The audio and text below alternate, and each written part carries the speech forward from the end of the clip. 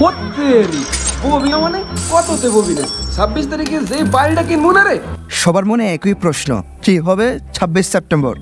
কেন হবে এত আলোচনা? কি ঘটবে আগামী 26 সেপ্টেম্বর? কেউ কেউ বিষয়টি নিয়ে আতঙ্ক প্রকাশ করেছেন, আবার কেউ করেছেন রসিকতাও। ফলে বোঝাই যাচ্ছে 26 তারিখটি কতটা ট্রেন্ডিং। মূলত টেলিগ্রাম ভিত্তিক একটি গেমিং বট নিয়েই আলোচনায় রয়েছে 26 সেপ্টেম্বর।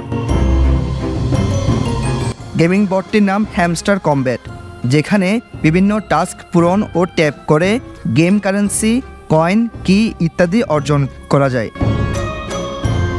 গেমসটির নির্মাতারা দাবি করেছেন 26 তারিখে এই গেমটির কয়েনগুলোকে ক্রিপ্টোকারেন্সিতে রূপান্তর করা যাবে, তবে এর সত্যতা পাওয়া যায়নি। সবার কাছে ক্রিপ্টোকারেন্সি নামে পরিচিত হলেও মূলত এটি একটি ডিজিটাল মুদ্রা। ক্রিপ্টো শব্দটির অর্থ হলো গুপ্ত বা গোপন। এজন্যই ক্রিপ্টোকারেন্সি অনলাইন ভার্চুয়াল জগতের এমন মুদ্রা যাকে হাতে ধরা বা ছোঁয়া যায় না। ক্রিপ্টোকারেন্সির সম্পূর্ণ ধারণাটি আসলে দাঁড়িয়ে আছে ক্রিপ্টোগ্রাফি ও ব্লকচেন প্রযুক্তির উপর। মুদ্রার লেনদেন ক্রিপ্টোগ্রাফির দ্বারা সুরক্ষিত হয়। অনলাইনে আদান প্রদান পেয়ার টু পেয়ার প্রক্রিয়ায় সম্পন্ন হয়ে থাকে। হ্যামস্টার কমব্যাট হলো একটি গেম যা একটি টেলিগ্রাম বটের সাহায্যে খেলতে হয়। এই গেম খেলার জন্য কোনো দক্ষতার প্রয়োজন নেই। এখানে আপনাকে শুধু ট্যাপ করতে হবে এবং কিছু টাস্ক কমপ্লিট করতে হবে। এর ফলে অর্জিত কয়েনগুলো ক্রিপ্টোকারেন্সিতে রূপান্তর হবে বলে দাবি গেম নির্মাতাদের। বিশ্বের প্রথম মুক্ত সোর্স ক্রিপ্টোকারেন্সি বা ডিজিটাল মুদ্রা বিটকয়েন। একটি বিটকয়েনের মূল্য বাংলাদেশি মুদ্রায় প্রায় 36 লাখ টাকা। প্রতিদিন এর মূল্য ওঠানামা করে।